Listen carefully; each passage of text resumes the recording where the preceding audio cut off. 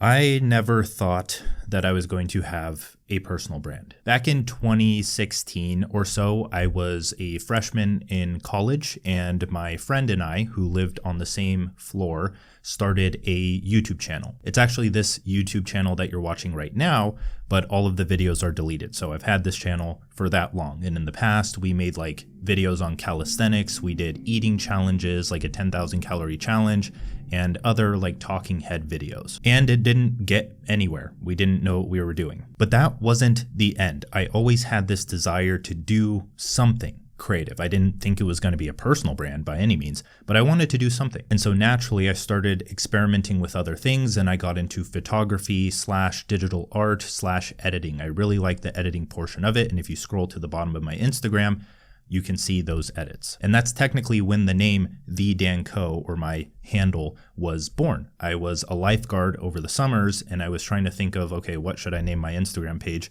And my coworkers at the time were like, oh, what if you just shorten your name to this? And I'm like, okay, whatever. And it just stuck. Now, I gained some followers doing the digital art and editing, but I eventually burned out because I tried to do one edit a day, and I couldn't handle taking Adderall every morning and busting out 6 hours staring at Photoshop. So that failed. But I really, really, really didn't want to get a job after graduating college. That was like my driving force. I never really knew what I wanted to be when I grew up, but I did know that I didn't want to be like most people. So onward to more businesses. I tried building 3 e-commerce stores. One was drop shipping rave clothes. The other was minimalist wallets. The other was blue light glasses. And after taking courses on Facebook ads and borrowing borrowing $2,000 from my dad, I eventually racked up a total of $8,000 as a junior in college. And that was just after a bunch of short-lived ventures like the 3 e-commerce stores, an SEO agency, a content marketing agency, trying to do web design, trying to do Facebook ads, trying to do all of these things, and being $8,000 in debt as a broke college kid who's already living with 7 other dudes trying to lower their rent to like $200, $300 a month while working part-time.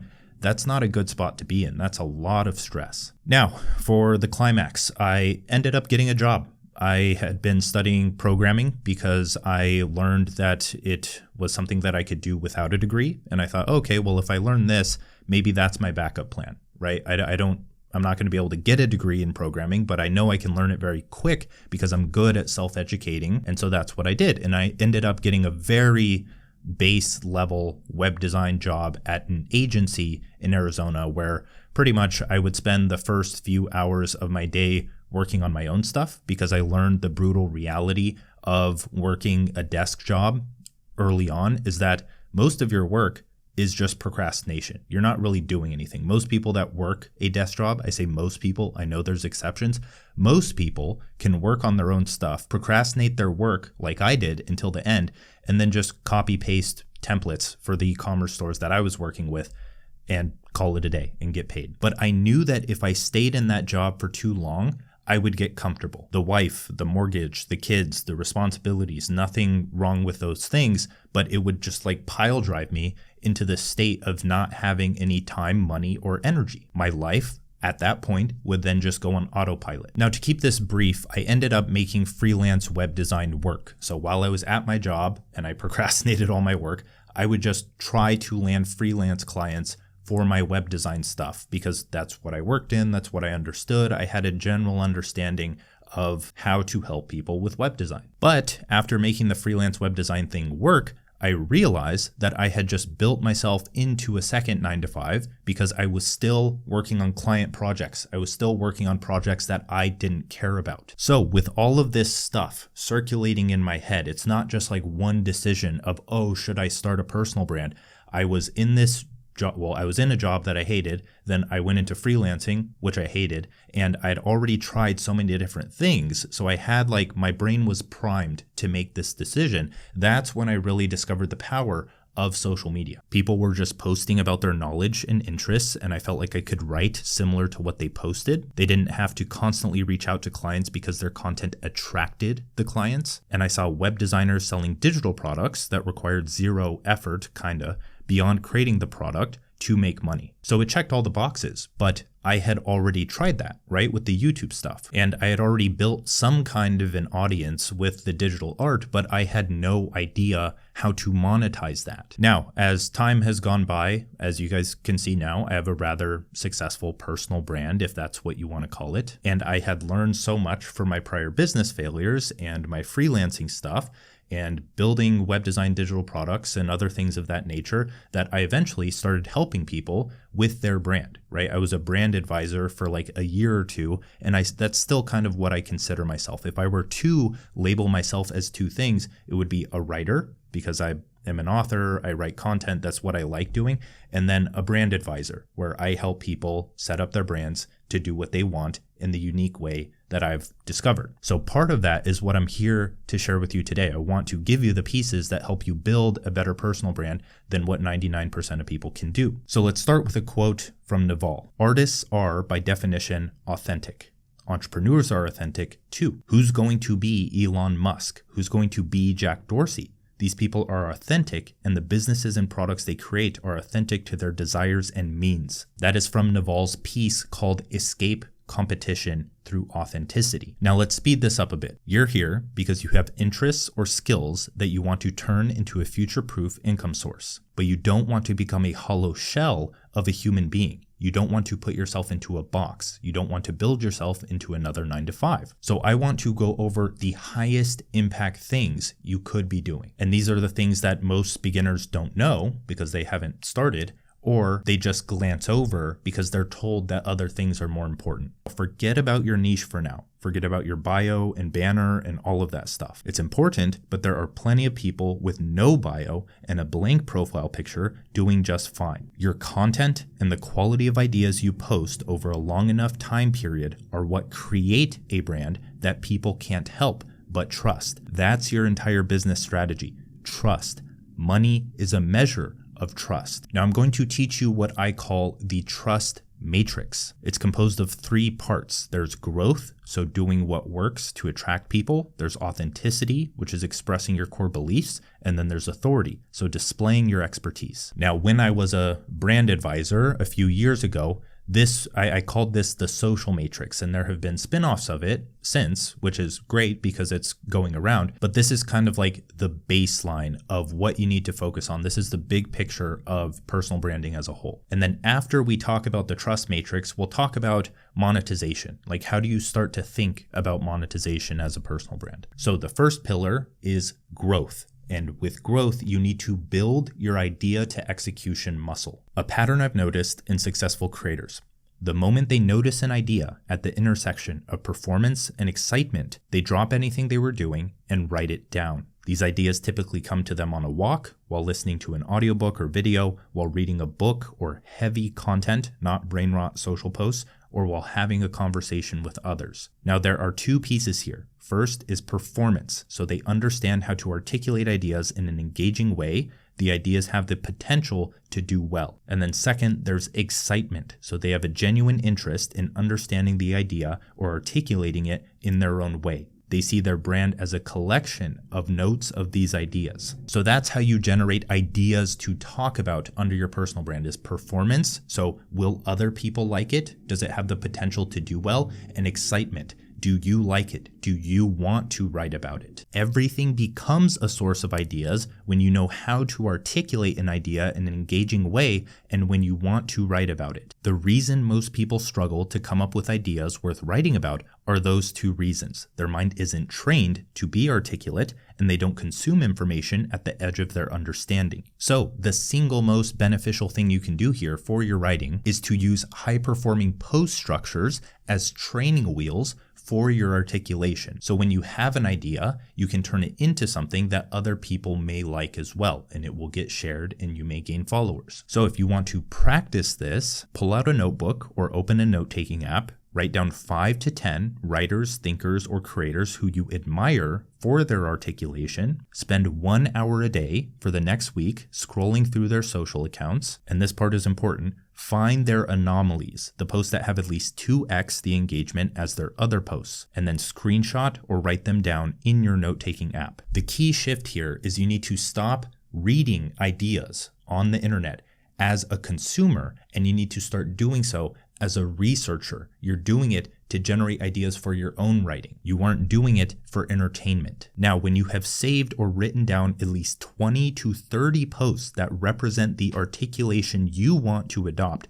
break down why these posts work so well. So you have this note or document of other people's posts or ideas inside of it that you want to be able to articulate in that way. Under each of those, you write down 3 to 5 bullet points of why it did well, what psychological patterns are being used, how did it capture attention, what's the value there, why do people care, why did it do so well. Another thing you can do is just use this prompt where you can pause the screen right now, take a screenshot of it, and then copy paste it or do whatever. But you paste this prompt in, you add the social post to it, and then it will break down exactly why that worked, how it's structured, and how to replicate it, because it gives you a step-by-step way to replicate it with your own ideas. Now, the point with all of this is that you are dissecting why already validated ideas have done well. When you practice writing in a way that stops the scroll and nearly demands readers to absorb the idea,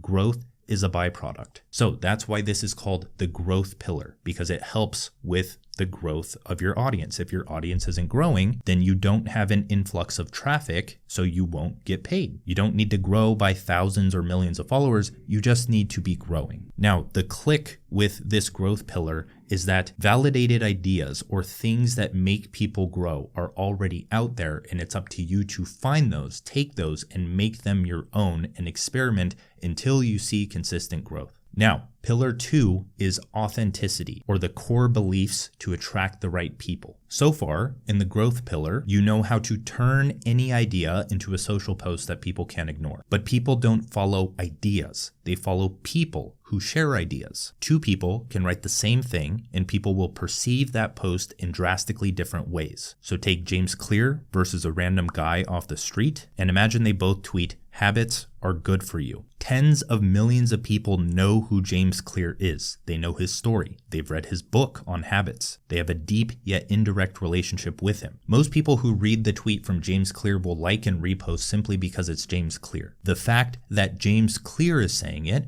brings other ideas that the people are already aware of that they're perceiving the tweet from. But if a random guy posted it, "Habits are good," people would either ignore it or they would comment, "Yeah, no shit." So there are 3 things here. The first is time under attention. The more attention people give you, especially in long form content like articles, books, and videos, the more they perceive your posts through the rest of your ideas. So that's something to watch out for, is that I have 2 books now. I've been making YouTube videos for a long time.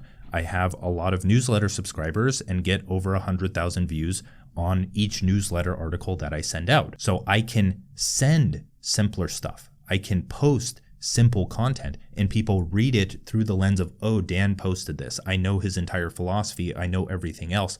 I'm going to like this." And that's a boost in engagement. Your engagement isn't only determined by the quality of the idea. It's determined by both the quality of the idea and your time spent in the game. That's why most beginners quit, because they never give themselves enough time so that people spend enough time with them. Now, the second thing is alignment of values. So when people know who you are, where you came from, and what you stand for, they form a deeper relationship with your ideas as a whole. And then the third is authentic polarization. Because if you're liked by everybody, you're liked by nobody. You need to give people reasons to heavily disagree and thus heavily agree with you. This is the difficult part of putting yourself out there. Now, all of these things don't need much explanation. You can directly observe that you feel a stronger connection with creators whose story and core beliefs you resonate with. Imagine someone that you hate on social media. Many people hate me, but they will go and look at someone else who is saying the exact same thing, the exact same idea, but they're saying it through a different story,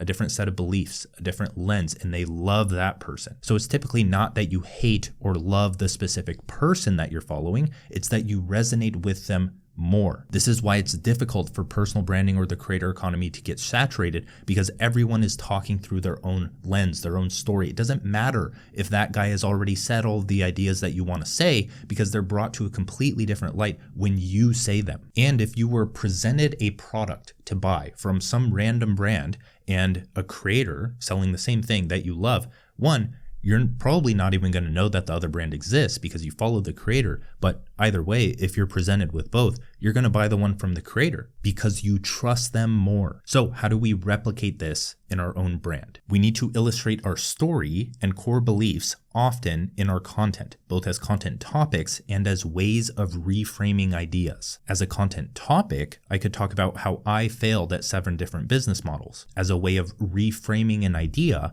I could talk about how to build a personal brand, which is validated and has high potential, and make that topic unique to me by starting with my story. That's exactly what I did at the start of this video. I started with a story, and that's what makes me talking about personal branding unique. Now, in terms of my core beliefs as a topic, I could talk about how I personally think that digital products are the best way for beginners to start, while other people think differently, but I have reasons behind why I think that is. Or since that's a belief of mine, is like a digital product, I could also reframe classic advice on building a product. I could go and learn how Steve Jobs builds a product, and I can frame that under a new lens, either for digital products or just for being a creator as a whole, rather than building a Fortune 500 company. So to do this well, write out where you were, what sparked change, and where you are now. For each topic or theme you talk about, list out core principles that you hold with conviction. Now, the thing about this is always difficult when you're just like sitting in front of a blank screen and trying to spit your beliefs on paper, because they don't all come to mind. They aren't just all sitting in your conscious mind. You have to dig them up from your unconscious. You have to think about this for like a week. You need to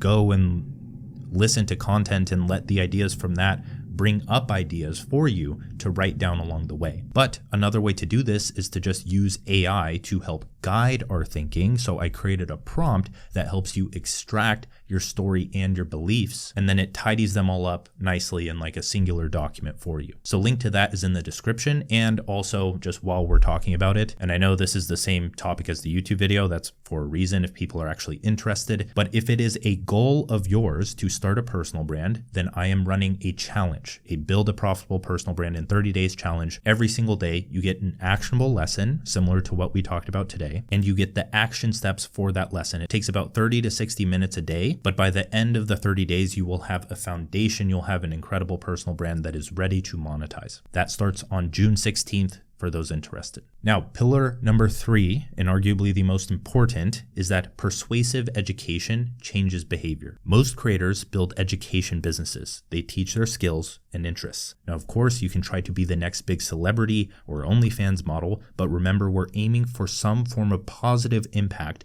and meaningful work. Now, the thing is, there are so many creators who already teach what you want to teach. You can search any skill on YouTube and find a ton of videos on any topic. That's what trips up most beginners. They don't believe that people have a reason to follow them. Why would they learn from you when there are already plenty of people to learn from? So there are 2 solutions here. The first is to teach through a new lens, which is similar to what we just talked about. I could reframe a topic through your personal story or your core beliefs, like how I can talk about something as basic as personal branding, but I can frame it with my story. Or another way that I like to do this is by reframing through a novel idea. If you're following the instructions I gave you in the growth pillar, then you're consistently consuming or researching information to find ideas. For me, when I do this, something like Naval's ideas on ideas are the new oil, and this generation is getting rich in idea space, not physical space, then I can introduce the topic of a personal brand through that idea, and it's much more compelling and unique. So this generation is getting rich in idea space, not in physical space. So then I can say, okay, here's the traditional business models of the past. You need a physical location, you need all of these things. But with an online business, with a personal brand, you just need ideas. Now, the second solution is to persuade the non-interested. This answers most of your objections when it comes to building a personal brand. Most people on social media aren't intentionally trying to learn. If they were, they would physically search for a video, course, or article on the topic. And you are being spread to random people on social media. You don't control who sees your content by typing in their interests and demographics into something like Facebook ads. So you need to frame your ideas as broad and desirable. If I want to talk about personal branding, I don't go straight into giving people instructions on how to pick their topics or create a bio. That's boring. It won't get enough reach to spread to a new audience. What I would recommend going to research is the 5 levels of awareness in marketing. You have to know what level of awareness you are speaking to. When you create a product, you're speaking to a much higher level of awareness because they were aware enough of their problem to buy the product. So you don't have to start with all of that introduction and broad stuff that is better suited for social media. You just get straight into the details for what they purchased. But on social media, nobody is thinking about that. They're not trying to scroll for 10 minutes to find, oh, okay, here's how I build a personal brand. Oh, here's how I design a website. Oh, here's this. They're discovering new things. So the best way to practice this is to just start thinking in pain points and desired outcomes. So I could start with some permutation of if you want, which is a desire, or if you don't want, which is a pain point, then most people at least have a chance at becoming interested in what I have to say. So as an example, I can say if you hate the thought of building someone else's dreams for the rest of your life, start a personal brand. I could then go on to list the benefits of starting one, how low risk it can be, and how you can sell almost anything from digital products to software to physical products. I can make a compelling argument as to why people should start a personal brand and present it as an option for them. So that was the trust matrix. Now let's talk about quickly the best way to monetize as a beginner. The best way to monetize is any way. They literally all work. Ebooks, templates, cohorts, coaching, paid newsletters, sponsorships, freelancing, selling a physical product, whatever. What most people don't understand is that a personal brand isn't a business. It's a traffic source. Founders build a personal brand to get users for their startup. E-commerce brands use UGC to sell physical products. You can quite literally sell anything from bags of coffee to nudes if you have a trustworthy personal brand. Those without a personal brand need to build trust fast or leverage deeper psychological tactics in the form of direct response marketing to secure the sale. They need to go from ad to conversion as fast as possible. That opens up room for potentially unethical tactics and a sole focus on making quick money. So since we're focused on building a personal brand according to the trust matrix that we just went over, you're in a very good spot. You already have people that want to buy from you. You don't need to worry about the optimization of your landing page or your headline or whatever it may be because your content has already done the selling. Now, I could list out the pros and cons of which kind of product you should build first, but instead I'll say this, I'll just give you a metric. Your first product should take no longer than a week to build because you probably already have a product lying around. As an example, John Hugh from Stan, which is a creator platform that allows you to host digital products and so on and so forth.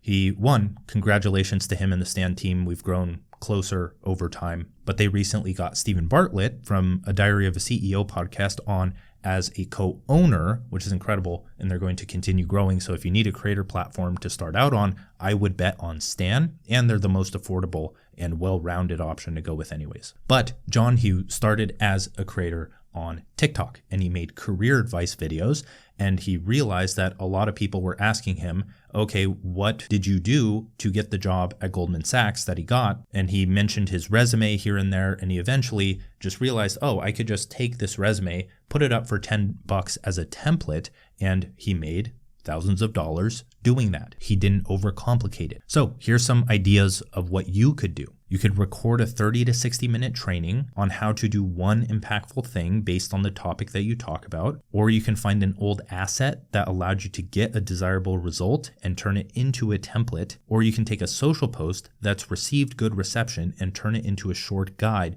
or template. Now, we aren't trying to make the big bucks here with this strategy. We're trying to validate an idea that's worth paying for. So start by charging something like $10. Then if your conversion rate is like 2.5% or higher, then consider turning it into a more fleshed out product. That way you don't waste your time building something that people don't want. It really can be that simple. Thank you for watching. Like, subscribe. Remember, the Build a Profitable Personal Brand in 30 Days challenge starts on June 16th. And if you'd like deeper letters sent to your inbox every week, consider joining my Substack. The links to both of those are in the description. Thank you for watching again. I'll see you in the next video.